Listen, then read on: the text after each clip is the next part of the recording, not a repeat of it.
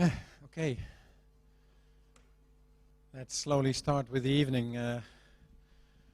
Well, bad weather conditions, but I'm glad there's still a nice audience for tonight. You're going to get a special program. And for the special program, we have two special guests, of course. And the first guest that you will encounter tonight will be Chris Salter. Chris is over here.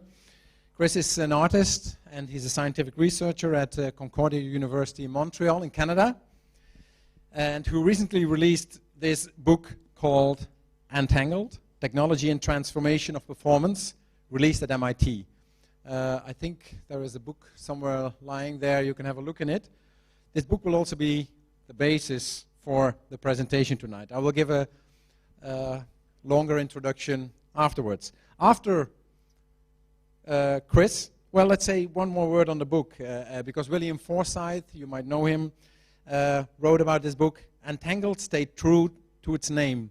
It's one of those rare books that builds networks and bridges between the body and technology, one of the ongoing topics in the field that we are working. The material and the ephemeral, the thinking and making. So after Chris's presentation, which will take about 45 minutes, we have a short break of about 10 minutes. You can have a drink, you can have a look at the books over there. We'll change the seating here. We remove all the chairs. We make a seating here to prepare you for the performance by Martinucci Maurizio, better known as Taz, which is much more easy to pronounce. He's from Italy, but he lives in Amsterdam. And he's running a lab there called Optophonica together with Evelina Domnic and Dimitri Gelfland. Dimitri is also here. And with Tess, we will step into the immersive world of ANHARMONIUM, giving you an intoxicating experience based upon the interference patterns within a sonically activated fluid that's in front of you later on. You will see it when I'm talking about it. It sounds a bit abstract if I'm saying it like this, but you will see it later on. Illuminated by laser emissions that are projected on the large screen you see over there. So the whole screen will be used for that performance. And as you can understand, it's a large performance. It's a large screen, so it's best to be in these sitting bags here, or lying bags, better said, so you can really, slowly drift away in the performance, I would say. So, in 2009, V2 started a series of activities called Life and Art, focused on the intertwinement of art and life, asking whether art can be lived or life can be art takes a new meaning in an age of genetic technology, financial crisis, and art dealing with biological systems. The work of Bruno Latour and Michel Kellen is a good example of new insights that are being developed for understanding networks and how relations in networks strengthen and weaken themselves, and what structures and forms emerge out of that. It's called the actor-network theory from Latour, and it assumes that many relations are both material and semiotic. For example, the interactions in a bank involve people, their ideas, and technologies. Together, these form a single network. According to actor-network theory, such actor networks are potentially transient, existing in a constant making and remaking. And that's where we get back also to the book called Entangled. This means that relations need to be repeatedly performed, or the network will dissolve. 2 weeks ago, V2 published a new book which follows up in this Live and Art series called The Politics of the Impure. The book is in the back, so you can go through it a little bit, have a look at it. The book states that technology has been an agent of homogeneity and cleanliness, but now it's becoming one of heterogeneity and global contingency. We have never been pure.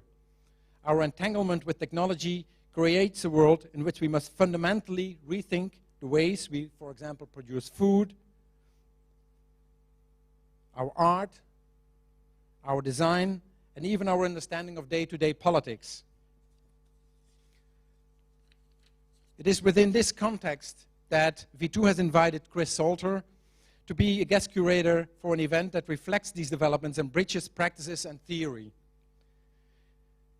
His publication, Entangled, as I just showed you, on the one hand gives us an historical insight in how the arts and sciences have dealt with concepts as performance and performativity over the ages.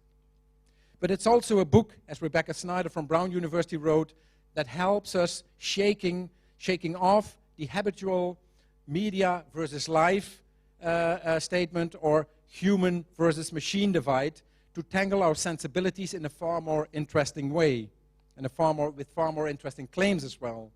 And which claims these might be will hopefully be more clear tonight, since Chris will start his presentation by introducing us to this publication. So I'll give the microphone to Chris, not this microphone, he's got his own microphone, I see. And from there, when Chris is ready, I'll get back to you and introduce you to the next round. Chris, it's all yours.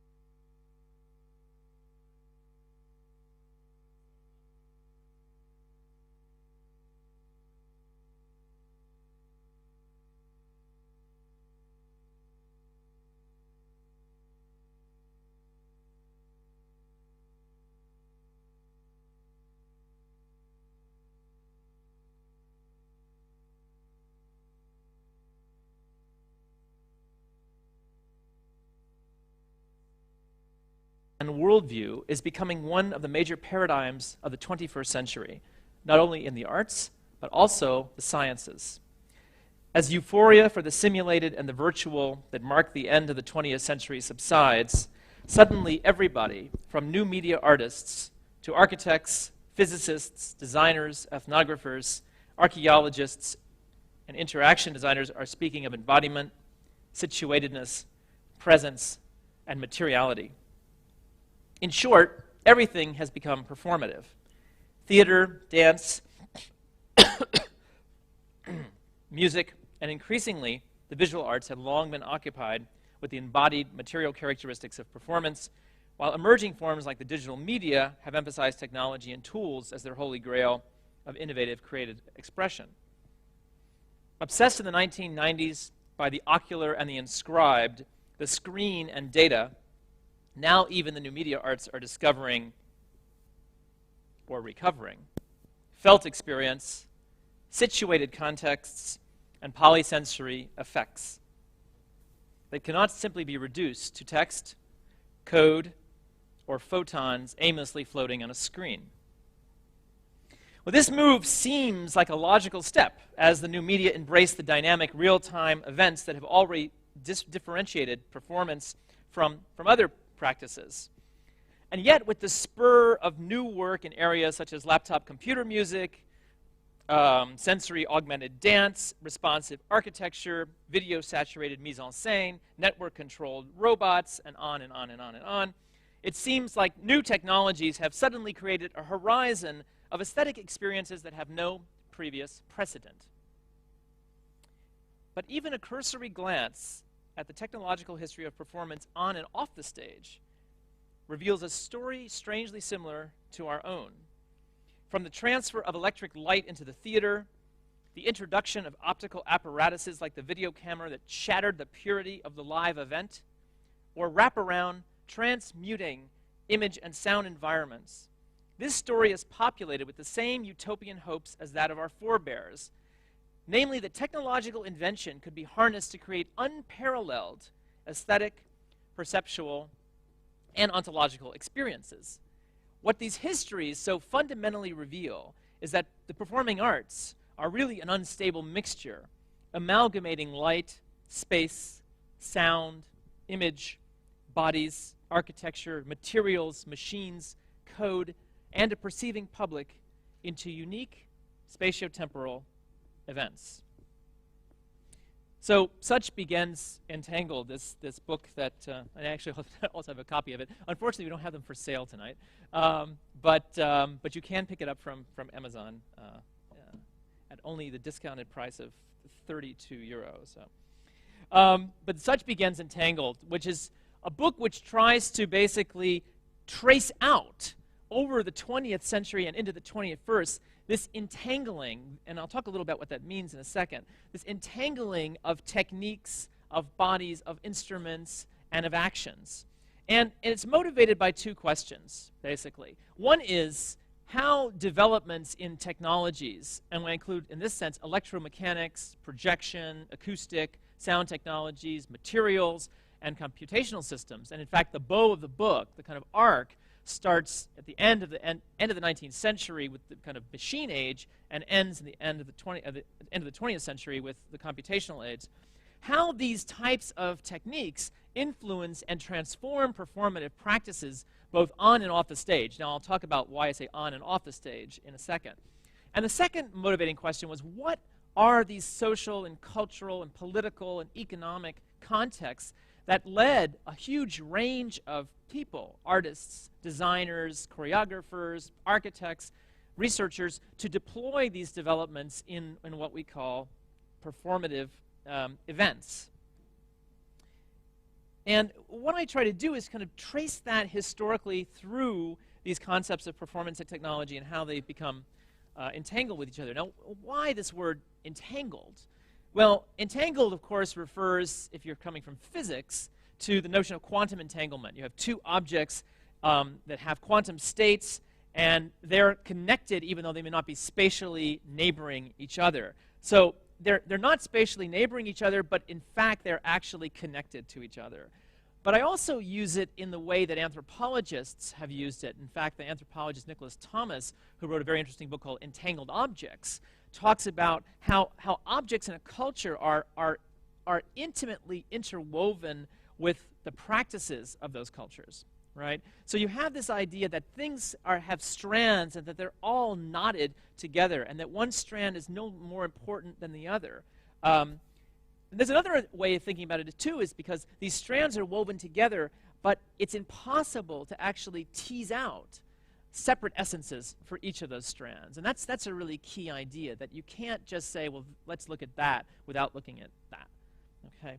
So what we come up to is a word, and you'll hear Bruno Latour's name quite a lot tonight, is what Latour calls a hybrid, which is a kind of natural, cultural, technical, social, and corporal object or event that's somehow knotted together. And you can separate these things as well.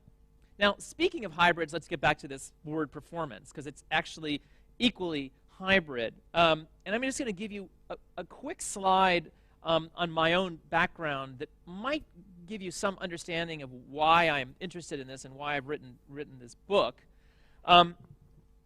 So basically, just very quickly, so I have training in philosophy and economics as an undergraduate, but I also, this was in the United States, I also work with a former assistant of Peter Brookes, famous British director who started the Bouffe du Nord, the Institute for Theater Research in Paris in the end of the 1960s. And then I had a kind of breakdown and went and did a PhD in theater and also computer music at Stanford.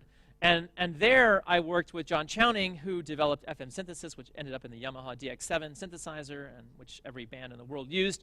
And at the same time, I studied directing with Karl Weber, and Karl Weber had assisted Bertolt Brecht in the 1950s at the Berliner Ensemble, and became, when he moved to the United States, at the end of the 1960s, one of the foremost authorities of German contemporary drama, like people like Peter Handke, Franz Xavier Krotz, and was doing major plays of these German directors in Lincoln Center in New York and other places. So this is the kind of tradition of these kinds of mixes.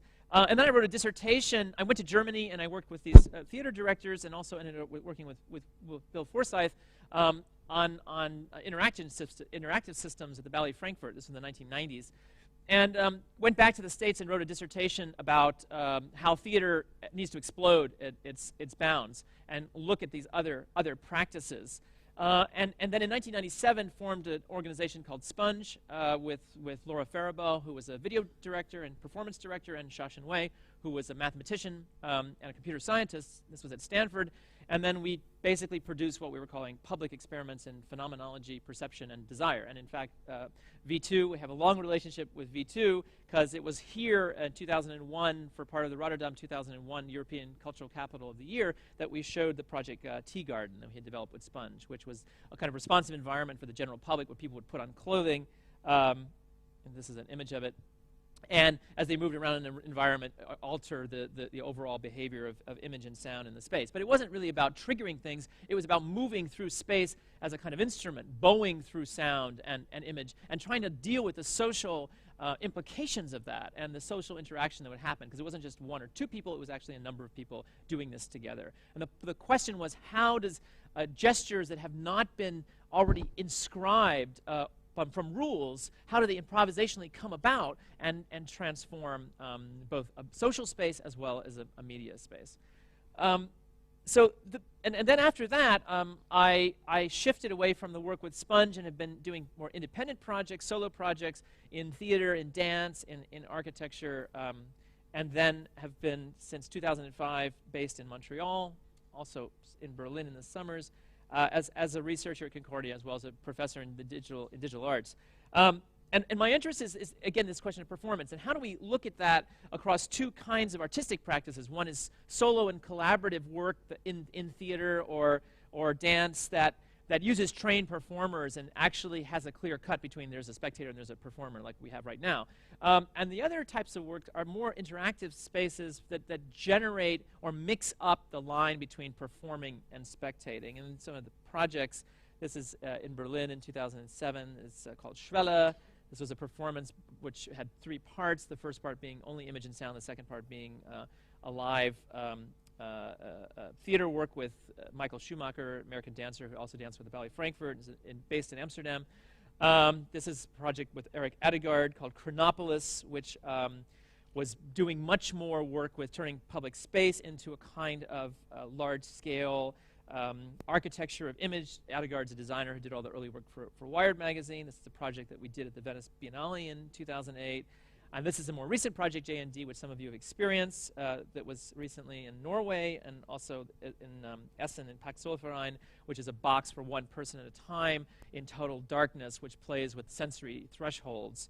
And this is a new project called Atmosphere.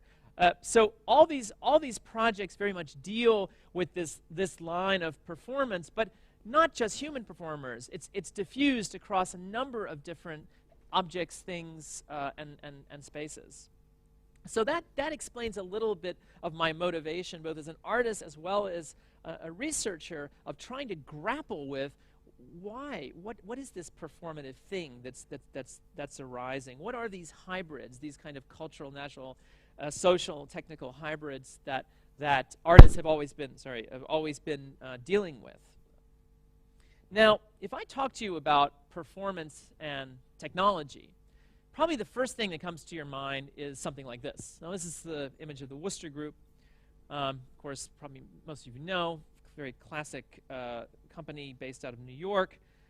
This is Kate Valk in a production called Brace Up, 1991, which was a kind of riff on Chekhov's Three Sisters.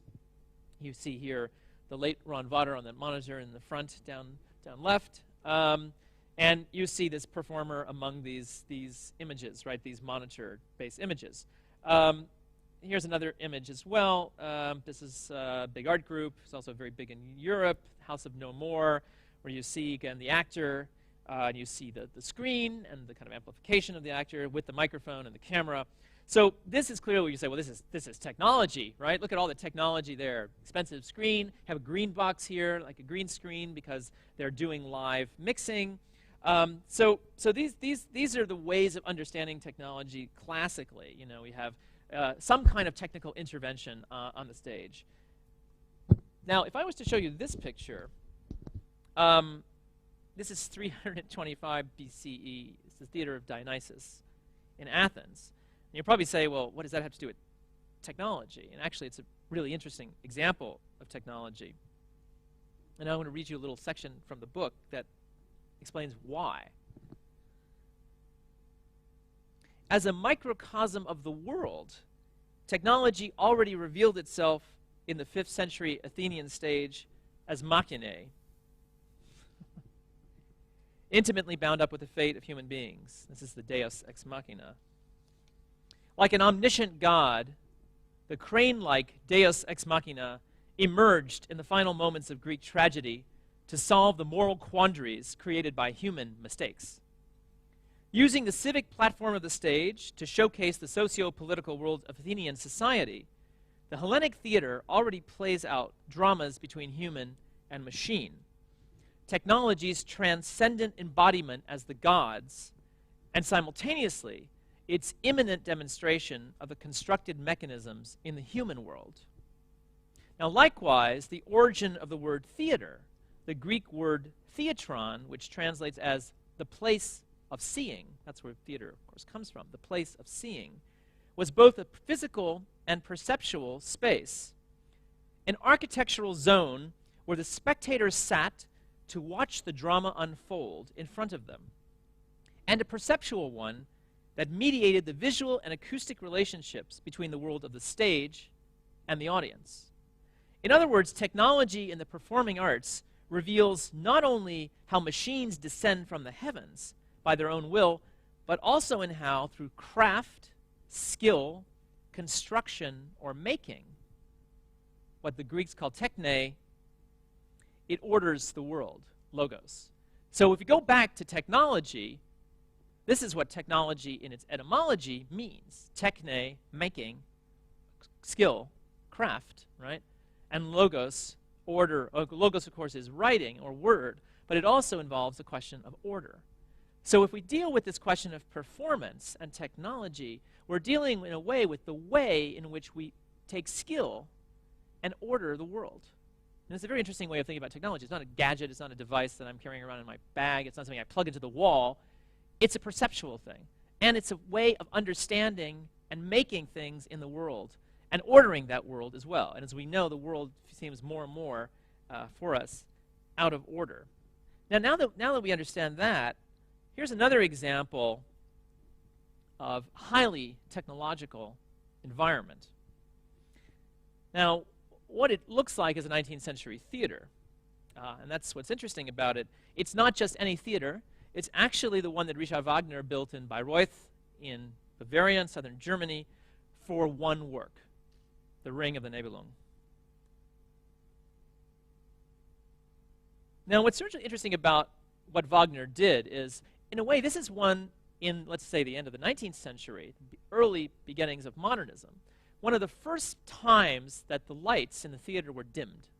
Now, light is, of course, an amazing technology. And in fact, Wagner was not the one who invented this. He had been in Riga and actually saw theaters that were exploring, because of gaslighting, the ability to actually dim the space a bit. So there was not such a gulf between the audience and the stage. But they were always starting to play with that idea and say, well, how do we meld between these two different worlds?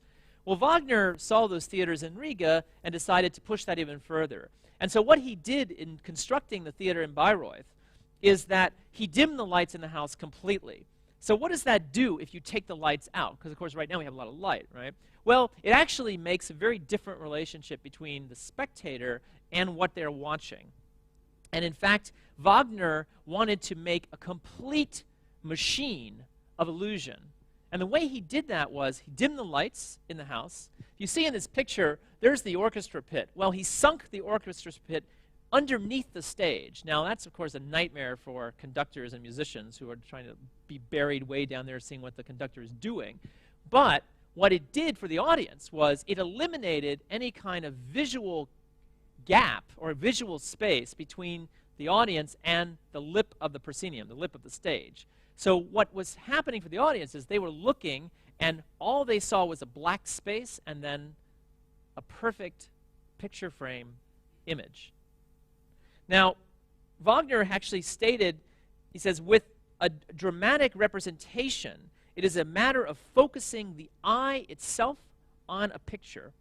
And this can only be done by leading the eye away from any sight of bodies lying in between, such as the technical apparatus for projecting a picture.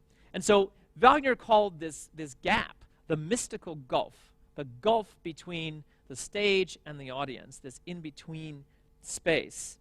In fact, he said, between the spectator and the picture to be looked at, there is nothing plainly visible, merely a floating atmosphere of distance resulting from the architectural adjustment of two proscenia. So the other thing that Wagner did was, now you know about the proscenium, right? The proscenium arch arises in the 13th century, 14th century in Italy to frame the stage.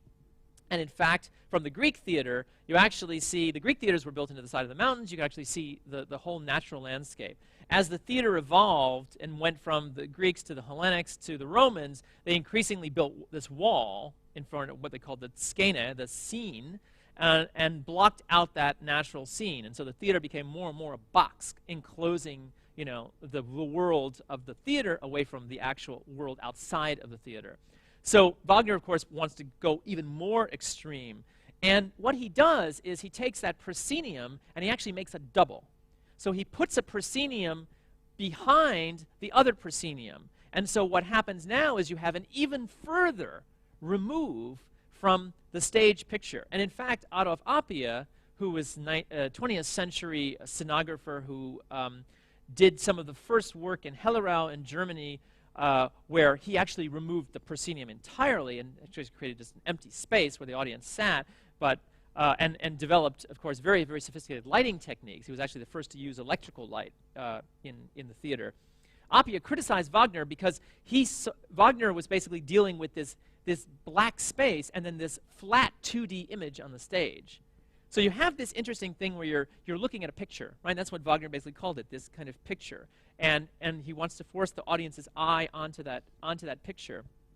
But what also Wagner did was, being a musician and designing this theater, again, for a specific work, The Ring, he was extremely sophisticated about the acoustic design of the space. So, of course, we know if you have a square space, you have too many resonances, so he built it out in a kind of fan-like shape. He also, underneath the audience, left the area completely hollow. So that created a very strong resonant space. The whole room is also wood, on another kind of acoustic intervention that he did, which of course made the sound extremely warm, but very specific for the kind of instrumentalization and orchestration that he did in the score. And finally, he also, this wood gave the space a kind of 1.5 second reverberation time, which was quite extraordinary for the time. So Wagner was very, very aware of the acoustic as well, right? So you have the acoustic as a kind of three-dimensional space, and you have the visual as a flat 2D space. And that's the interesting tension you have in this kind of early media machine. Now, this sounds kind of crazy, right, to build a theater for one work? Well, if I show you a picture like this is not a theater, of course, and this was the Brussels Philips Pavilion from Xenakis and Corbusier and Varese in Brussels in 1958. This was also a space for one work. And if I show you this is Cirque du Soleil in Las Vegas, O, and Cirque du Soleil in Las Vegas, Ka.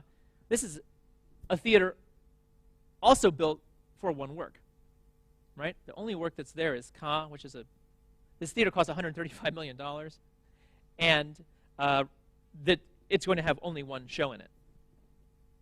So this idea of creating an apparatus, right, a performative apparatus for spectacle is quite a long tradition, right? Now back to this word performance. So now that I've talked a little bit about this kind of history, what's this idea of technology and performance, the way of ordering the world, this way of ordering skill? Let's return back to this word performance. And in this book, in the introduction, I play with this a little bit to try to line out a kind of set of threads for all the different ideas of performance, and to just I'm going to give you some ideas about what that means. So this word, of course, is being used again and again by all sorts of disciplines recently. We were just talking about this at dinner. Design, human-computer interaction, literary studies, anthropology, they're all using this word performance. And I'm curious what's up. This is a nice quote from Hans Diebner, who was trained as a physicist. He said, due to many different development approaches and divergent developments, the terms performance and performativity lack conceptual clarity. That's for sure. Deriving from various artistic fields and from linguistic, sociological, and philosophical discourses which are rooted in the second half of the 20th century. Now, the works I've shown you deal with performance as a stage event. And there's a couple of characteristics. so essentially we talk about something performing arts, right? You have theater, dance, opera. You have a stage. You have a transformation, which is an ontological transformation, meaning the being of the event changes from one form to another. So you go from a text or score to some kind of embodied action, live thing happening. You had this kind of separation, this architectural gulf that happens between the spectator and the performer. You have very clearly delineated boundaries, right? It's ephemeral. Right, it disappears. You see it, and then it's gone. It's not, even if you document it, it's still not the same thing. And of course, it has the lived human body at the center of it. Right. Now, once again, we have the lived human body. We also have this kind of images here.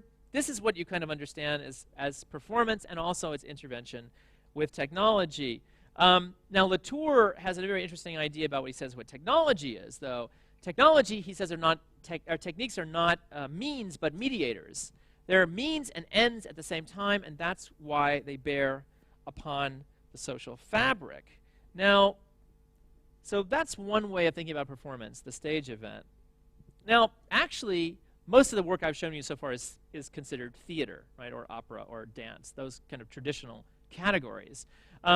But the word performance actually, in artistic contexts, arises from the visual arts. And it arises in the 1950s, say 1950s, 1980s. Of course, this is a particular kind of history I'm giving you now. Rosalie Goldberg, art historian, wrote this very well-known book, Performance Live Art from Futurism to the Present, who tracks through the avant-garde of the 20th century, looking at how the roots of futurism and the Bauhaus and constructivism in Russia actually gave us a clear line to the kind of body-based practices of artists in the 1950s to 1980s. And this use of the body as the kind of instrument, as kind of tool, was the kind of key aspect of that work. So, of course, Capro's 18 Happenings in 6 parts, 1959, which is driven by rules. There's not a kind of clear script, but there's certain actions that take place. There's also the spectators being mixed in to the event itself, so there's not this divide. Chris Burden, Shoot. These are just some examples, where Chris Burden actually had someone shoot him in the gallery. This is the aftermath of that. So again, this kind of direct action. And then more recently, of course, this is Marina Abramovich, who was actually restaging Gina Pane's The Conditioning, which is a piece from the 1960s in which she lays on a bed of candles until they burn her. So these are all aspects, again, of how the body was seen as being a tool or a kind of instrument for transformation and the performative stuff itself. So Jonathan Crary, art historian, has this interesting quote where he says, like, how is the body, including an observing body, becoming a component of new machines, economies, apparatuses, whether social, technical, or libidinal, right? So there's a sense that technology in this context is not just, again, the image, but the types of processes, or what we call systems of rigor, that you do to the body, and that includes everything from invasive techniques to extending the body through prosthetics, and a number of other ways of thinking.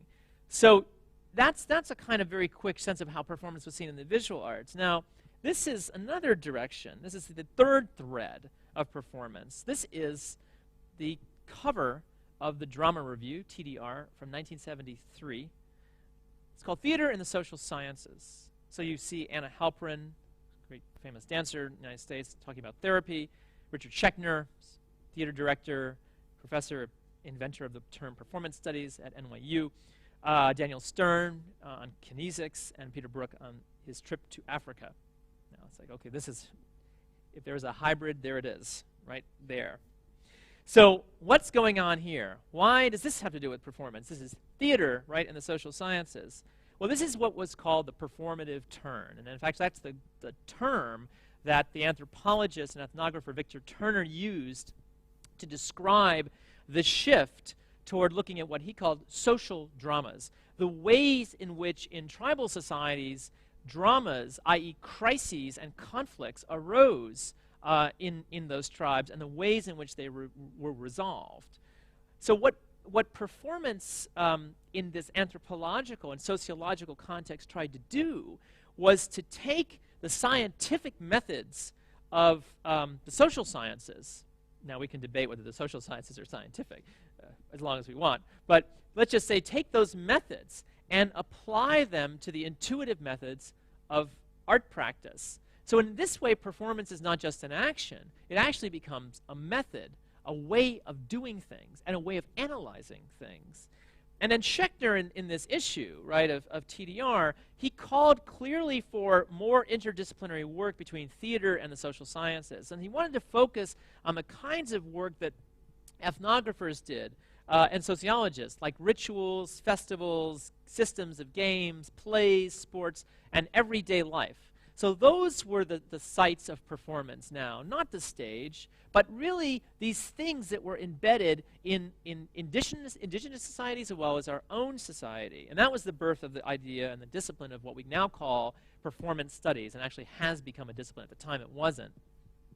Schechner said, "I believe that the convergence of the social sciences and the performing arts and the creation of performance theory is an antecedent to an avant-garde movement just taking place. This movement will be more iconographic than iconoclastic, more conservative than prodigal, and more based on sheer observation and analysis." This is very interesting. You see already this binary between observation and analysis and intuition and feeling. So we have the social sciences dealing with observation, and we deal with the arts with intuition and feeling. The movement will be radical not in the political sense of the late 1960s, but in the manner in which it attempts to go to the roots. And that's the word, of course. Radical means going to the roots of something as opposed to destroying something, right, or contradicting something.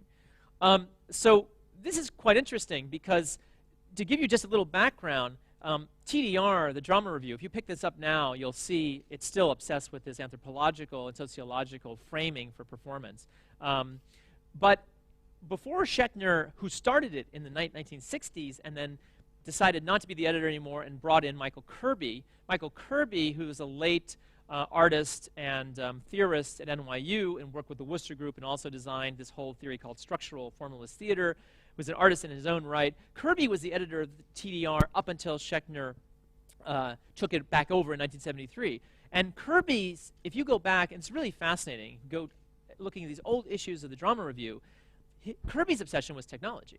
So you see all these crazy projects from the 1960s, which I'll talk about in a second, like the Fun Palace from Joan Littlewood and Cedric Price, the work that Joseph Svoboda did in Montreal in '67, cybernetic theater, all these things that now have come, 9 evenings for theater and engineering, which of course people in the media arts know, but nobody in the theater or performance studies knows anything about anymore. So you see that there was a shift. There was a big shift from the avant-garde technology-based work to the social sciences. And what kind of social sciences? Well, this is a terrible image of Debembu ritual in Zambia. This is where Turner did most of his ethnographic work and what Schechner picked up on. This performative turn in anthropology also did something else. And this is really quite interesting. It sought to get away from what's called representational knowledge, i.e. knowledge which is already existing, and focus on how knowledge is temporal, emergent, provisional, indeterminate, destabilizing. In other words, he wanted to, Congergood, who was also a kind of a student of Schechner and then started Northwestern University's theater and performance studies program, was focused very much on the shift from mimesis, right, representation, imitation, and that's actually, go back to the Greeks again, this idea of performance, to kinesis, to action, to movement. So you have this interesting shift that at the same time that they wanted to grab onto the social sciences, they also saw the social sciences as a place for focusing on these questions of something which is temporal and emergent, knowing how to do something versus knowing what. This is an idea actually from John Dewey, that you have to do something in order to have a knowledge about it as opposed to reading about it.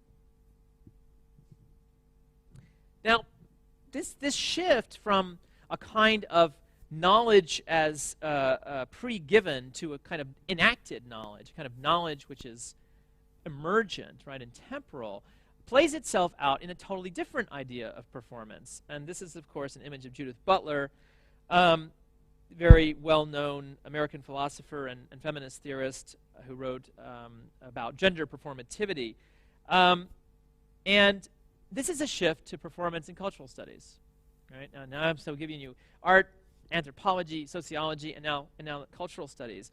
And performance in cultural studies was focused very much on the notion of social cultural practices. And Butler in particular was looking at how the gendered subject, right, comes to be. Like, how are we gendered? Are we gendered as a given, or is that something that is enacted, as something that comes temporarily from the way we do things, right? That's a pretty radical idea. That means that we don't have essences. We actually act out.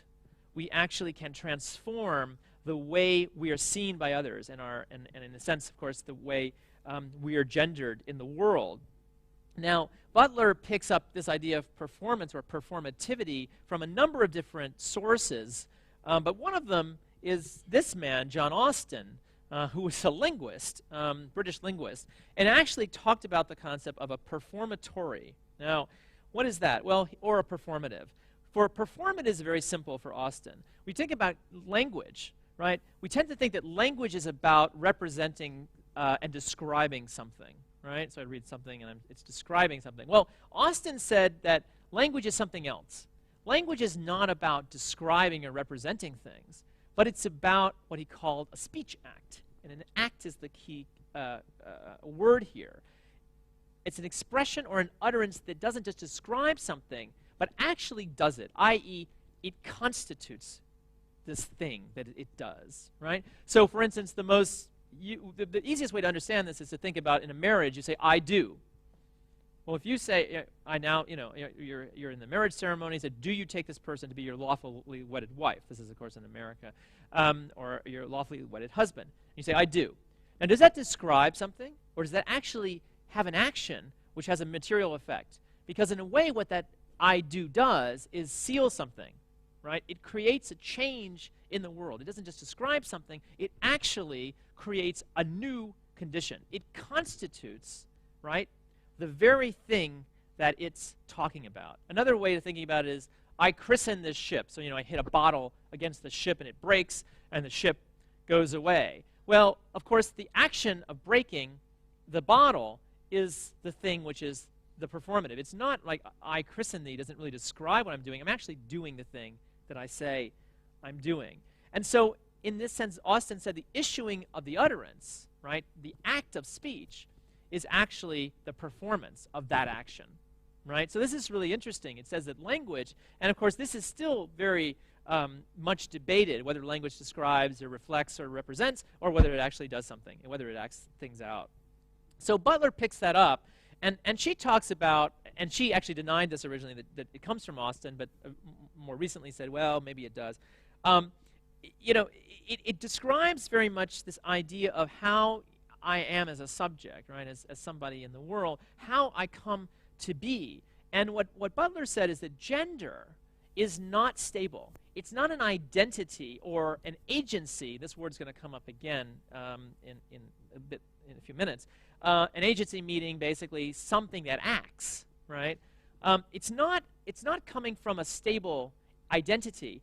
It's actually being performed in time. It's arising and then disappearing. And it's tenuously constructed, meaning that it's very fragile. And it means it could shift at any point in time.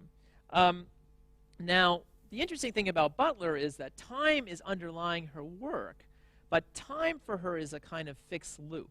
And what that means is that I don't perform something based on my own volition. The social norms that are existing in the society actually are inscribing the ways I do things. So, women walk a certain way and talk a certain way, and men walk a certain way and talk a certain way. Well, those are not just things that I do on my own volition as an agent, as a free agent, but these are things that are actually already being inscribed in the society. So I have no choice but to perform these given gender roles, right? So how do I break out of that? Well, that's the whole point of Butler's work, of how to make that apparent, make that kind of gendering as a process and not as an identity apparent. So we have these two performative turns so far. We have the anthropological turn, and we have the social, cultural turn, and then we have the artistic turn, right? So what could be next? Well, the interesting thing about all of this is it's pretty basic stuff. If I had people from performance studies in the room, and maybe there's somebody here in that discipline, you're probably yawning by now going, oh, we've heard this 1,000 times before. Tell us something new. Well, now I'm going to talk about something that most people in performance studies don't know, and has actually been ignored by those scholars, and it's the last performative turn, because you're probably yourselves getting tired of this amount of information. It's the shift in science studies. Now, what is science studies? Well, or STS, science technology studies, or science, technology, and society. Well, this is a whole other group of scholars who have been trained mainly in the sciences, and mainly in the hard sciences, the physical sciences, or they're coming from anthropology or sociology, the social sciences. And they've been trying to understand for about the last 35 years or so how the sciences do things. The first question was, how do the sciences make knowledge? Because we tend to think science is the place where knowledge is created, right? Because that's where the power lies in scientific knowledge production. But they've also been trying to understand, again, these hybrids, the way the natural, the social, the technical, and the corporal are birthed in the world, and how, in fact, those hybrids actually do produce these kinds of knowledge that I've been talking about. Now, so here's Mr. Latour, who I've mentioned before, and Alex mentioned as well. And Latour actually became really well known in the mid-1970s for a series of laboratory studies he did. He was one of the first anthropologists. He's actually not a scientist. He was trained in anthropology and sociology and philosophy. But he went into the Salk Institute, which is a very famous biological research center in Southern California, and did an ethnography of science, what the scientists were doing, not what the scientists were thinking. Like if you read a scientific paper, you see all these graphs and you see all this stuff, and you think, well, this is the knowledge. Well, Latour said, well, yes and no. What are the scientists actually doing in those spaces to get to that paper that the scientists and others read later on?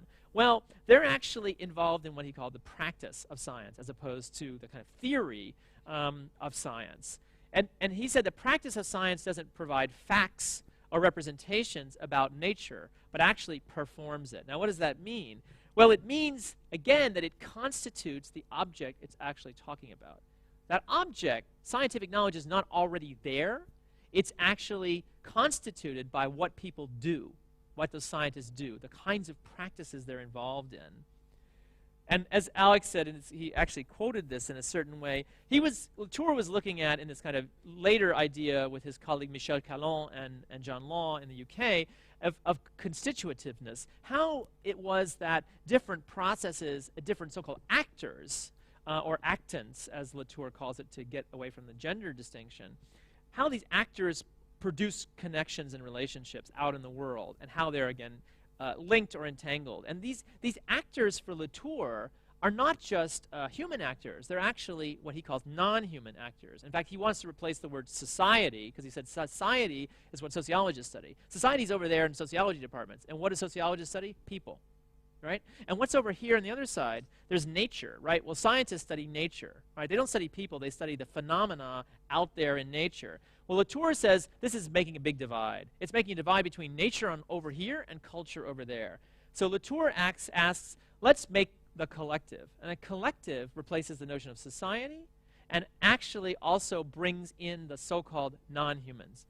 Things, instruments, computers, processes, things that the sociologists didn't really want to study because they didn't subscribe to society, and things that the scientists didn't want to study either because somehow science was there, and this is what we call scientific realism, science was there to just discover what was already in nature. So the idea of cultural or social influences or interventions on the way one would think or the instruments one uses doesn't necessarily have anything to do with the phenomena which arises, right, in scientific practice.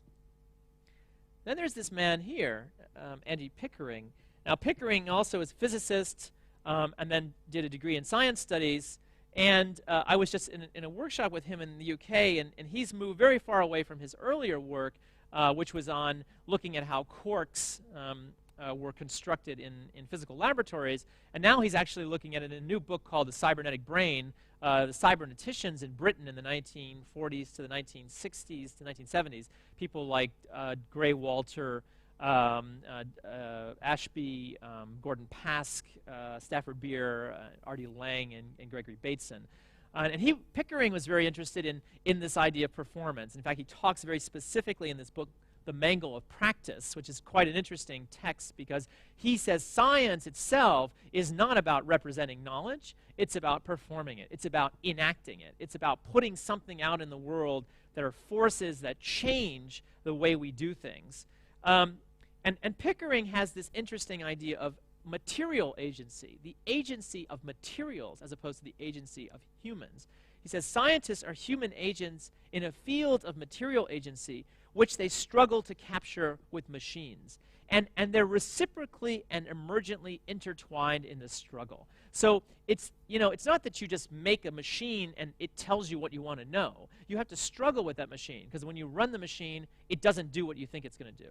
And so then you have to sit there and reconfigure it, and then you wait to see what it does again. And so it's this kind of constant go back and forth between the scientists and the machines the scientists develop that gives us the understanding of what arises. And Pickering was interested in that process. It's what he calls the dance of agency.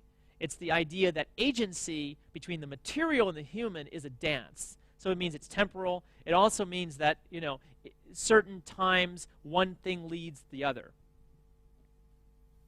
So in summary, this last performative turn in science studies is performance does something to the world rather than just describe it. It's a real-time articulation of agencies and forces. It involves humans and non-humans, okay? And it's articulated through instruments, practices, discourses, and networks, okay? Now that's a lot, but that's an interesting way of thinking about performance, because what it does is move away from the human and move into that, right? The laboratory, or this. Now, this is a really interesting image, because it looks like, well, this could be in a scientific laboratory, right? It's a very bad image, too. But, there are these people kind of soldering. Looks like what's going on in the V2 lab, or in my lab, or in lots of labs. But it's funny, does anyone know who this person is here? On the left? It's not easy to see, but actually the way he's dressed also makes it kind of hard to tell. It's John Cage. Yeah. John Cage soldering, which is really actually a great thing in the sense. And the person sitting next to him is Simone Forti, or Simone Whitman, who's Robert Whitman's wife at the time, and who's a dancer. And she's soldering too. So what's really interesting about this is an image from 9 Evenings, right, for theater and engineering, in which Bell Labs and all these performing artists worked together for 18 months to try to build devices for this crazy one-night event, which most of the things didn't work. But it was this kind of, as people now say, a prototypical example, the first time engineers and artists worked at a kind of institutional level. So if we look at performance, to summarize all of this, and I'm just going to show you a few examples and then finish, we can see it involves the following characteristics. Temporal emergence, it's contingent, right? It's situated, it's staged, it involves material action, it involves doing over representing, it involves this dance of agency, it involves a kind of destabilization, because it's not fixed, and it involves a kind of excess, or i.e. improvisation, the possibility of something erring or something transforming, right? But unlike, in that context, unlike performance studies centering on just human actions, it distributes and defers agency and action onto other kinds of beings, okay? So it's kind of what I'm calling now post-anthropocentric performativity, which it sounds really academic. But if you start to look at what artists are doing, and I think we'll see some of that tonight with Tez's work, you actually start to see, wow, there's something going on here. There's some interest suddenly in the way in which things outside of our own bodies, out in the world, start to do things, to play, and how do we manipulate them or transform them, or how do they speak to us, right? What do they do to us? How do we work with them?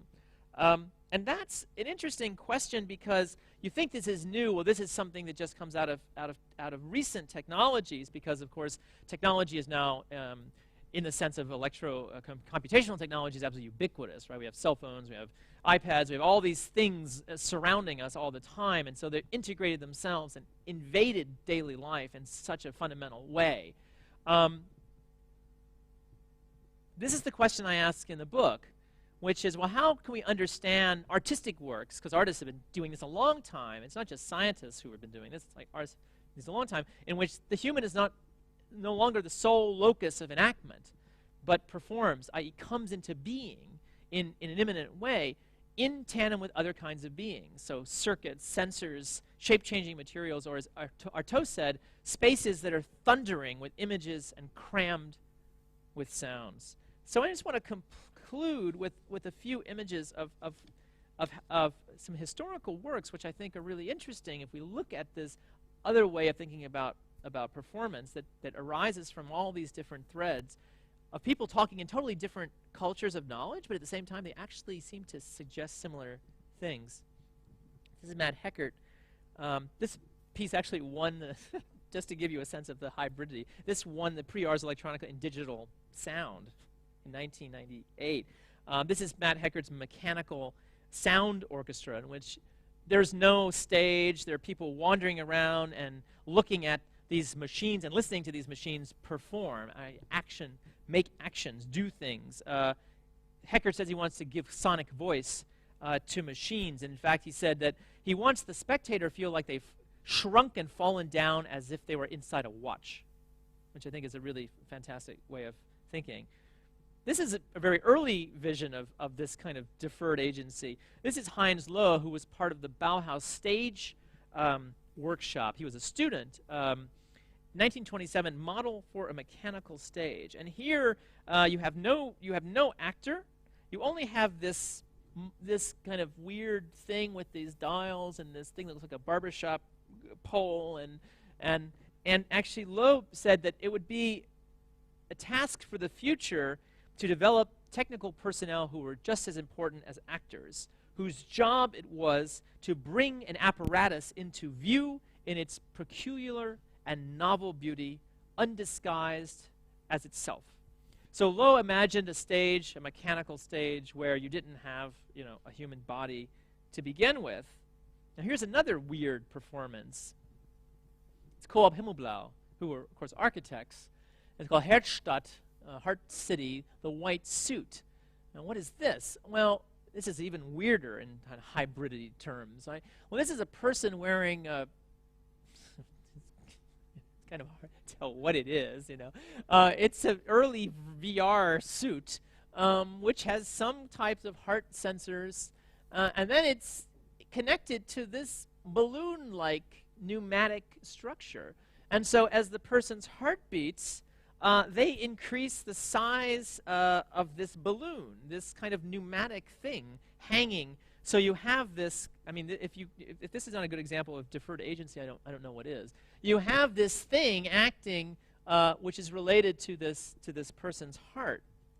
And of course, this is the blazing wing. Another, actually, Coop Himmelblau calls this a performance in which they filled a hanging. This is massive. This was about 15 meters. A hanging wing-like structure and set it ablaze, in which it blew out all of the windows of the architectural school in Graz. So this is an idea of which they call architecture has to burn. Architecture must burn, and they created this kind of spectacle in that way. And this is the Fun Palace. This is another example. This was a project that wasn't built, and some of you may know it. It was Cedric Price and Joan Littlewood.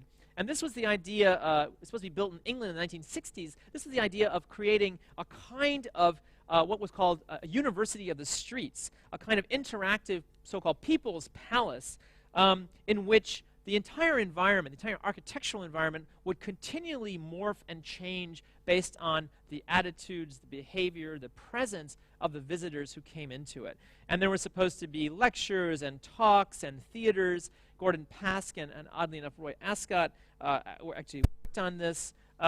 They wanted to create a kind of cybernetic theater which people would have sensors on them which could monitor them and take their moods and orchestrate the way that walls moved, the way that a kind of gantry crane moved through the space, picking up objects and moving them around. They would have variable screens. They would have inflated structures which changed their shape, pneumatically controlled floors, you name it. And in fact, they actually had a team of people working on this. It almost got built, and it ended up as the Pompidou Center, and that was basically the model for the Pompidou Center that was eventually built, which is nothing, of course, like the Fun Palace was imagined by Price and Littlewood. And this is the last slide I'll show you. This is Josef Svoboda, famous Czech scene designer. This is the Dia Polyekran. It's Montreal in 1967. What it was a massive wall, a screen in relief. It had 200 squares that creates, of course, a pixelated image. And it was 16 meters by 7 meters in dimensions. And it had, in each of these kind of cubes, it had 2 slide projectors. So there were 224 slide projectors.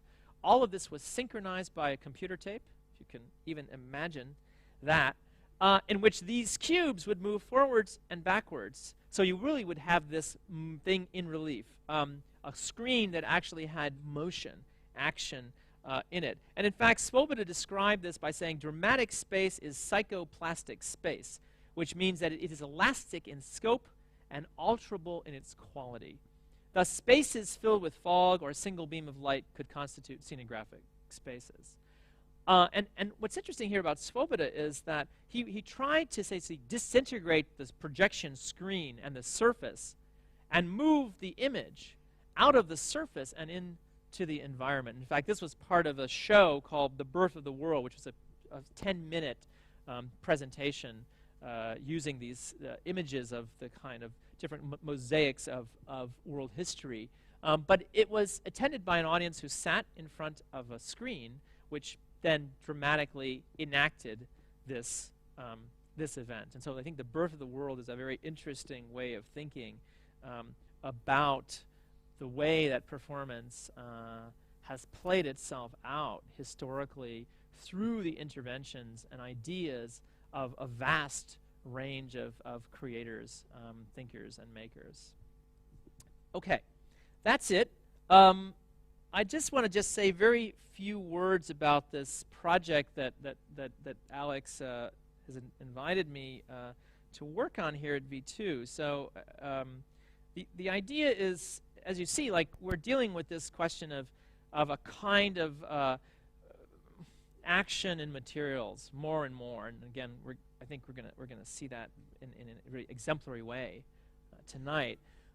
And so what's going on? You know, why is it that there are people from so many different fields, scholars and artists, scientists and social scientists, designers and anthropologists, and they're all kind of obsessed not only with this performance as a kind of subcategory, they're obsessed with a kind of vibrancy, a kind of vitality of things outside of the human body, or a kind of ecology of vibrant stuff out there. And so in order to make it difficult for myself, the idea is to try to create a kind of meeting where these people could come together in a very intense 1-day or 2-day session to not only exchange ideas with each other, but actually to confront scholars with artists who are dealing with materials at that real material level in practice, and at the same time to confront artists with these specific kind of theoretical positions that these scholars have. And of course, working in these very complicated disciplinary walls of universities, it's difficult to actually say things outside of what you're supposed to say. So and of course V2 is not neutral territory, but it's not in the university, it's not in the gallery, it's somewhere in between. And so this is an interesting place to try to put people in the same room together to hash it out and see if they can pick up or learn things from each other. And then out of that we'll produce a publication which will reach a broader audience than just doing a kind of one-night event. So that's kind of what we're after, and to see really, like, in a rigorous way, what is going on? Why is there this interest, this kind of vibrancy now in the material world going on? And I think that's a perfect place to stop and to segue back to Alex, who will introduce Tez. So thank you very much.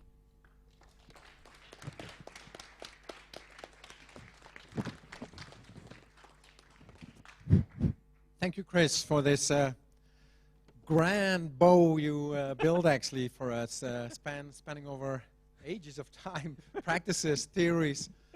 I'm sure there's many, how do you call that, remarks or questions that you might have regarding what Chris has been talking about. One of the ways to deal with that is diving into his publication, of course, and the other way is to address Chris directly, and the third way is to direct a question now directly to Chris before we move on to the next, how do you call that, part of the evening program. Is there any direct question that you would like to pose right now? Or are you all in shock? Because it's interesting. Sorry? Oh, there is a question. Good. Very good. No microphone? Well, others have to understand it. Hey, Chris. Thanks. You were talking about 3 performative turns. I'm interested in the way how you would define a turn. Yeah, that's interesting. I mean, going back to, can we get just the mic again? I should record it with that one.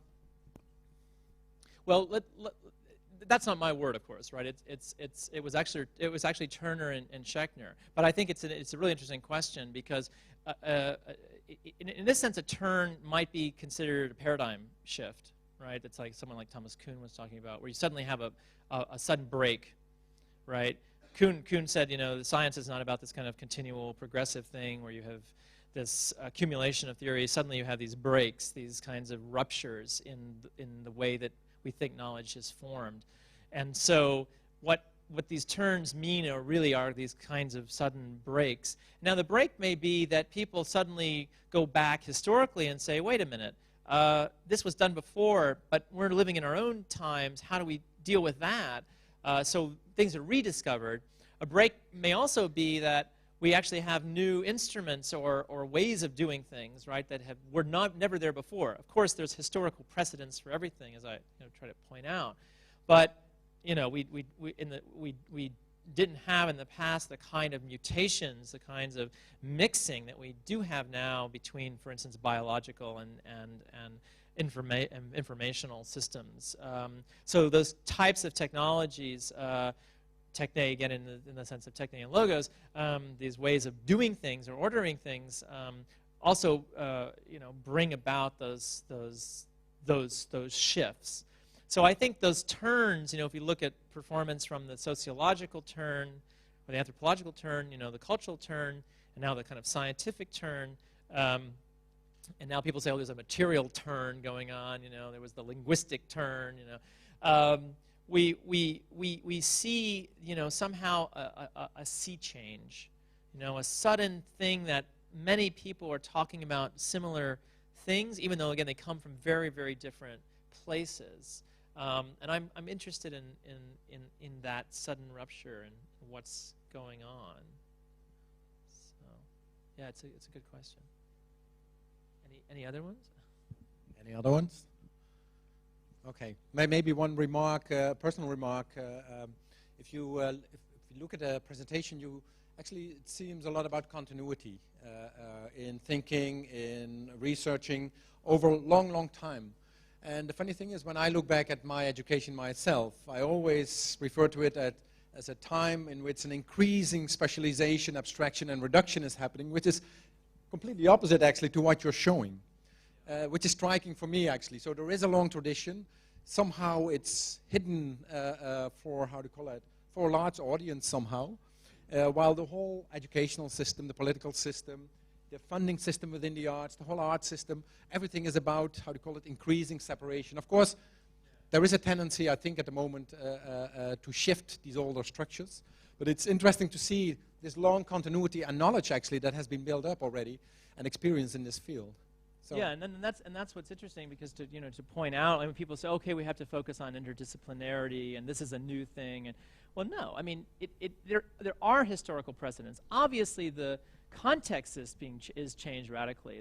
Someone actually said, who was it yesterday? We said, why are we going back to the 60s? Well, why do we want to go back to the 60s? Why is art? It was Hisham who actually said. We just said earlier, like, why do we go back to the 60s? Because a lot of the obsessions I think artists have now deal with some of those fundamental questions about sensation and perception and change of consciousness, but within a completely different milieu, right? A completely different social political milieu. Now, you might even say the 1960s politically, I mean, I was just born in the end of the 1960s, so I don't have firsthand experience of that. I'm a child of the suburbs of the United States, the 1970s and 1980s. But if you talk to people who were making things in the 1960s, there was a political upheaval going on all around the world from 1968, of course, in the student rebellions, but also in the United States. I mean, half the cities in the United States were burning in the 1960s, right? So there was incredible social duress going on. And I think you also see now the same kind of, obviously at very different scales, but the same type of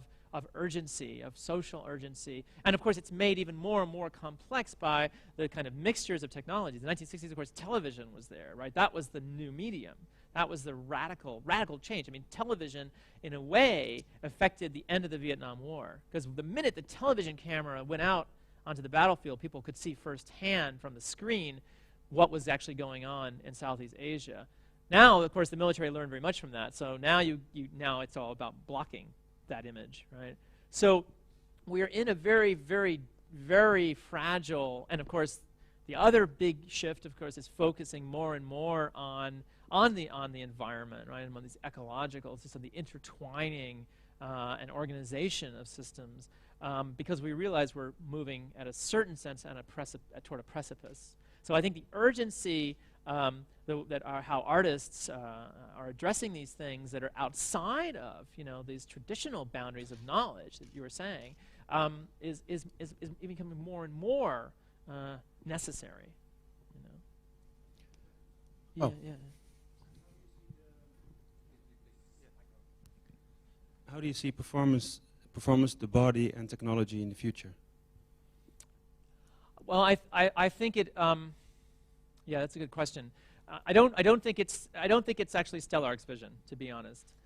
I think it's much more the body as part of this thing out there, and it's actually not out there. This is a much more melding going on. So it's less about extending or prosthetizing the body. It's actually dealing with the equals out there. So we're confronted more and more by what's going on in that environment that we're embedded into, and that it acts, that it does things that we have to confront. And it's not this kind of, you would say, well, there's a kind of centeredness of the ego, and of course we're dealing more and more with the fact that no, actually, and that's again a historical thing. It traces through battle in Western philosophy, basically, of how things emerge, right? How things form, and what is centered and what is not. And I think that we're looking much more across all sorts of contexts at that kind of